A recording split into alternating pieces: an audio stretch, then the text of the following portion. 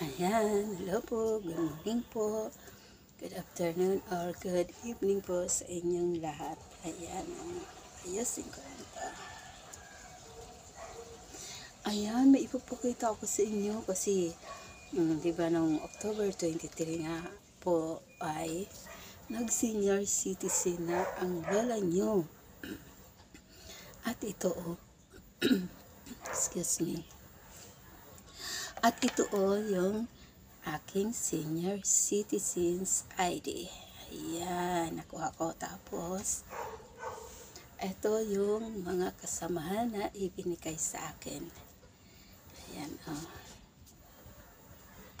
Ito po yung, ayan, para kung manunood ng movie, ay libre. Ayan, free movie. Kaya lang, 1 year daw yan eh.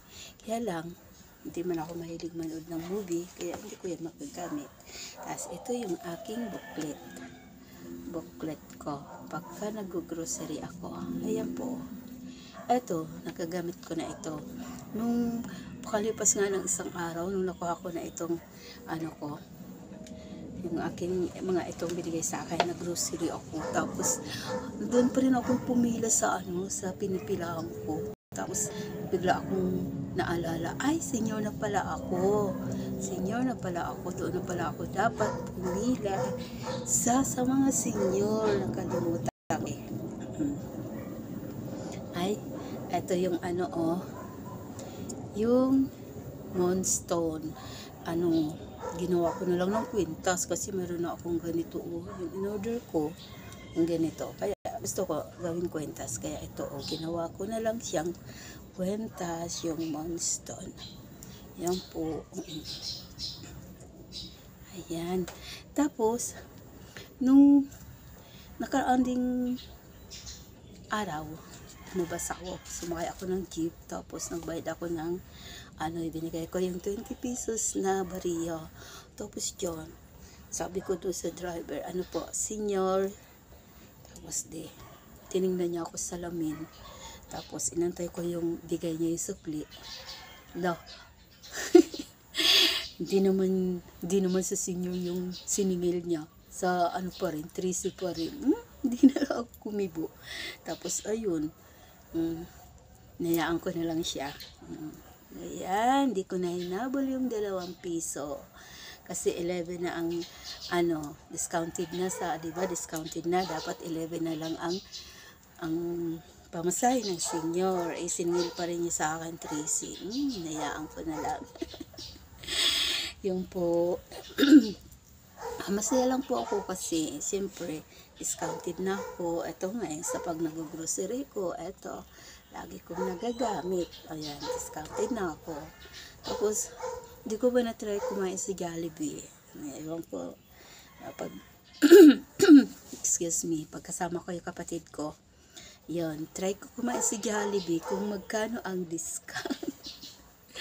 Ayan po, yun, nakakatuwa lang kasi, ayan na, yung pinaka-asam-asam namin na maabot namin yung edad na ganito, yung maging senior na, ay, eto na po, dumating na yung tamang panahon na, ayan na nga, nag-senior na, at yung asawa ko magsisenior naman siya sa December.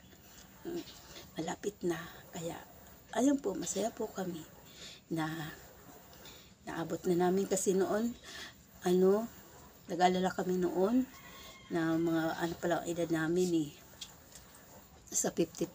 Tapos sabi lang ng asawa ko, tagal pa natin maghuhulog sa maghuhulog sa SSS. Sabi ko, ilang taon pa yan bago tayo magkapera. Tapos ayan, dumating din yung panahon na ayan, narating na namin yung papahingahan na kami sa kahulog sa SSS. Kasi siyempre, may SSS rin ako. Kaya lang, kasi sa akin, maliit lang. Tapos yung sa asawa ko, ayun po yun, yung medyo malaki, mahigit 1K ang hulog niya monthly. Kaya, yun po yung inaasahan namin para, magamit ang pera. Yan. Thank you po. Thank you. At ayan na po. Discounted na kami ng asawa ko. Kaso hindi man kami mahilig manood ng sine, kaya ewan ko lang, kung may makakasama ako na halimbawa yung kapatid ko, kasi magsisingaw na rin siya next year. Kung makaisip, excuse me, kung makaisip manood, ayan, may kasama ako. Pero pag ako lang, ayokong umalis. Ayoko. Kaya hindi naman kasi ako mahilig manood ng sine. Ayan, busy ako mag-alaga ng aming apo. At yung pala, yung pagpunta namin sa Tagaytay, ng pangalawang na yung business. Kasi yung unang punta namin doon, nag yung anak ko nag-down.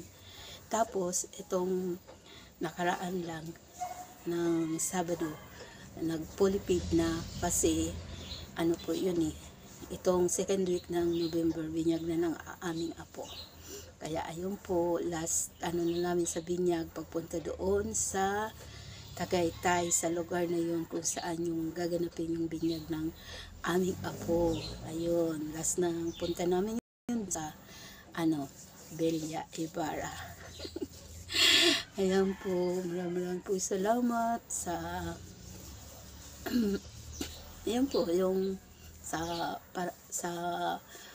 kalakas at kalusugan ng aking physical na katawan, na patuloy na pinagkakaloob ni God, ni Lord, na inabot ko na yung ganitong edad na 60, pero wala naman po ako naramdaman sa aking katawan, at wala naman po ako iniinom na gamot, na maintenance. Kung sumakit man po ako, kaya nagkaroon ako ng bahing-bahing, allergy, ayun lang po ang iniinom ko ay nasa top. At kung sumakit man po yung opera ko, kasi year 2010 na operahan ako sa matris. Tapos pag nasubrahan po akong buhat ng mabibigat, nasakit lang siya, pero paminsan-minsan lang. Tapos yun lang, iniinuman ko lang ng Pinamik, kasi yun yung sa akin ng doktora ko ng doktor ko, yung binigay sa akin na gamot na pag sumakit ay yun lang inumin ko. Tapos ayun nga, effective po, para lang magic. Pag nakainom ako ng Pinamik, instant, wala na ako nararamdaman na sakit. Kaya yun lang po yung yung mga iniinom ko pag ako ay nakakaramdam ng hindi maganda sa katawan ko. Bukod doon, wala na. Kung ano-ano pang mga gamot-gamot. Yan. Kaya salamat po sa Panginoon sa kalakasan, kalusugan ng aking physical na katawan. Yun nga pinag-prepare ko nga na sana mahaba pa ang buhay namin mag-asawa, kasi siyempre gusto namin na matagal pa namin makasama ang aming mga mahal sa buhay. Yun po, thank you rin po sa mga dami ko pong mga silent viewers. Thank you po sa inyong lahat. Thank you sa mga subscribers, sa mga sumusuporta sa aking YouTube channel. Thank you po. God bless po. God bless us all. Yan lang po. Bye bye.